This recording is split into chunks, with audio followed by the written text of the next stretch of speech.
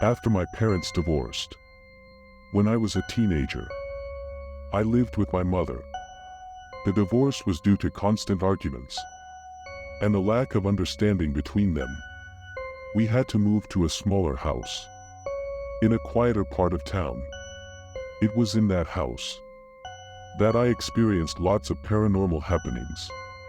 Several times, when I was reading in my bed, the room would start to feel really icy. The chill would seep into my bones, making me shiver despite the warmth of my blankets. It would feel as if something, or somebody, that hated me, was staring at me. That feeling of being watched. It was suffocating. I'd look around, my eyes darting to every corner, but see nothing. Yet, the sensation persisted, growing stronger, until I couldn't take it anymore. I'd leave the room, heart pounding, and come back an hour later, hoping the feeling would be gone. Sometimes during the day, I would see a shadow figure sneaking along my bedroom walls.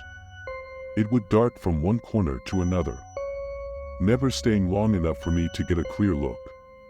But it was there, always lurking, just out of sight.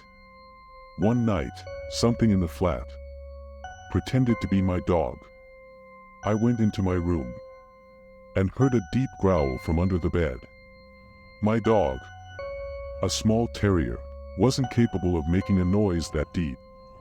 It sounded like either a really big dog or a man doing his best dog impersonation. My heart raced, fear gripping me. I couldn't bring myself to look under the bed. Other times, my dog would whimper and pace in the room next to mine, but wouldn't come when called, as if he was afraid of something in the hallway. I'd call his name, my voice trembling, but he wouldn't budge, his eyes wide with fear, staring at something I couldn't see. These events became a regular occurrence, each one more unnerving than the last. The feeling of dread, the icy cold, the shadow figures, and the growls, they all made life unbearable. When I finally moved in with my father, the paranormal activity stopped. The new house was warm, welcoming, free of the oppressive atmosphere that had haunted me for so long. But even now, I can't shake the feeling that something was with us in that house. Something that didn't want me there.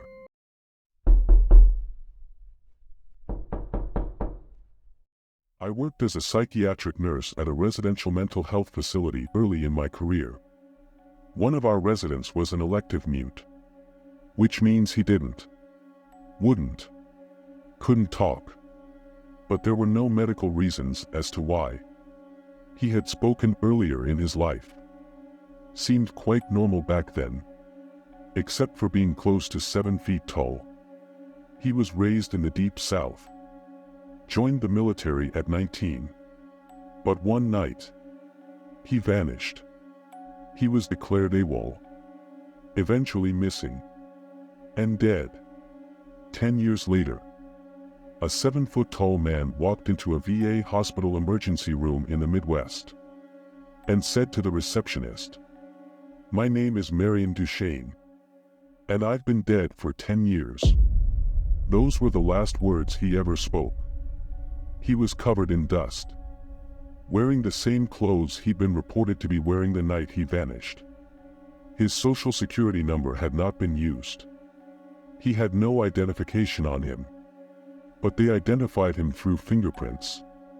The family was notified, but they had already grieved their lost man. They said whoever was claiming to be him could not be. They demanded not to be contacted again. Marion paced all day, every day, moving his mouth like he was talking or muttering, but no sound came out. He had an unnerving habit of throwing his head back with his mouth wide open, as if laughing heartily, but not even a breath could be heard. When I talked to him, He appeared to listen, periodically throwing his head back in that laughter-mimicking way. Various medications were tried, but they did not affect him either positively or negatively.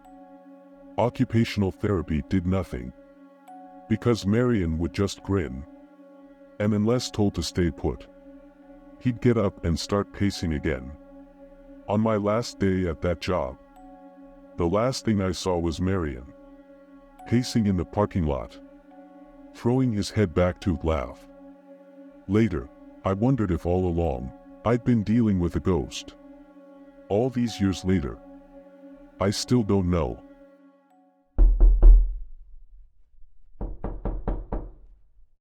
When I was 37, I went to my high school reunion. I flew into the nearest airport and rented a car. The distance was about 35 miles, through a very rural, almost abandoned part of the country. I wasn't the best student in school, but I was popular, made a lot of friends, had a friendly relationship with almost all my classmates. About 3 miles outside of town, I saw someone on the side of the road, flagging me down. It turned out to be one of the guys I had attended school with.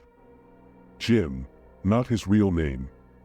Jim gets in the car, and we start talking. I hadn't seen him in 20 years, but he still looked the same, maybe a little older. Jim and I were friends, but not that close. As we drove, we talked about the old times, the school events, the pranks we pulled, the teachers we loved and hated. It was a nostalgic trip down memory lane, filled with laughter and reminiscing. We get to town, and I ask him if he wants to come to the VFW, have a drink. He says, no. Just take me home. Jim's parents had lived only a few blocks from my grandmother's house, so I turned in that direction. But he said to take him to the outskirts of town. There was a mobile home park out there, and I figured that was where he lived. When we reached the end of the turnoff, he said, just drop me here. It was good to see you again. And he walks off into the night.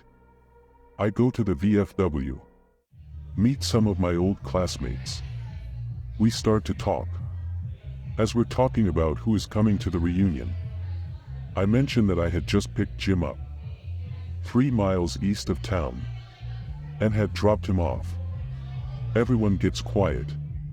Even the guy singing karaoke stops, lays down the mic. My cousin goes white as a new t-shirt. Barb, Jim died on that curve 8 years ago. Rolled his car. We were all at his funeral, I was told.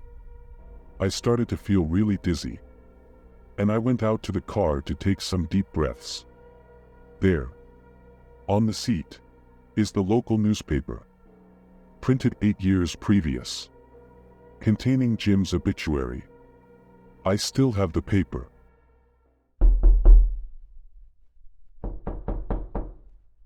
We were driving my friend's really old, beat-up Subaru through a massive graveyard.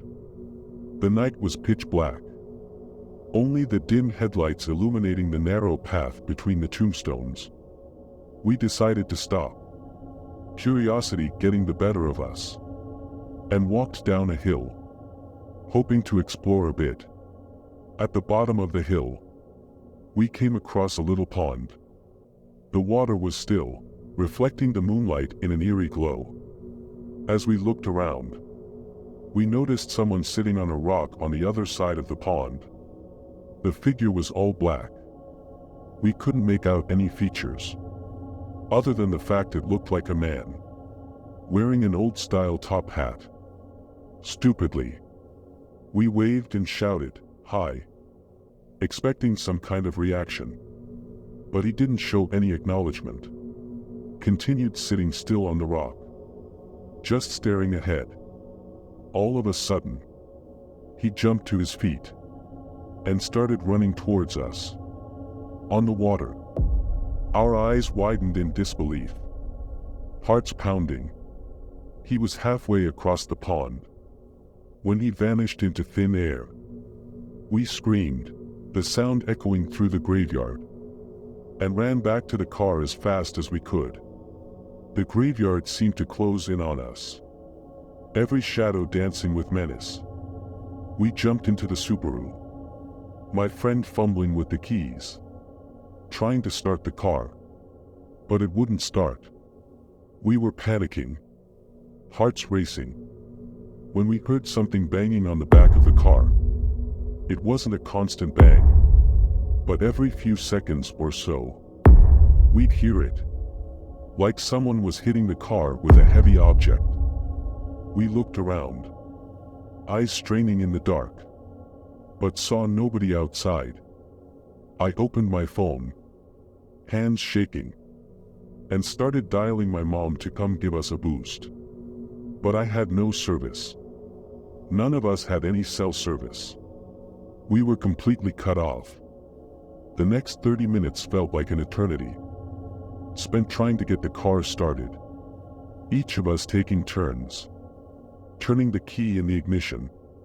The banging had stopped, but we felt this heavy pressure around us, like something was watching us, waiting. Finally, the car sputtered to life. My friend hit the pedal to the metal, the tires screeching on the gravel as we sped out of the graveyard, immediately crossing the gates. All of our phones regained cell service. The relief was palpable, but the fear lingered. One thing I know for certain is that someone, or something, was out there, and it was not an animal or a human.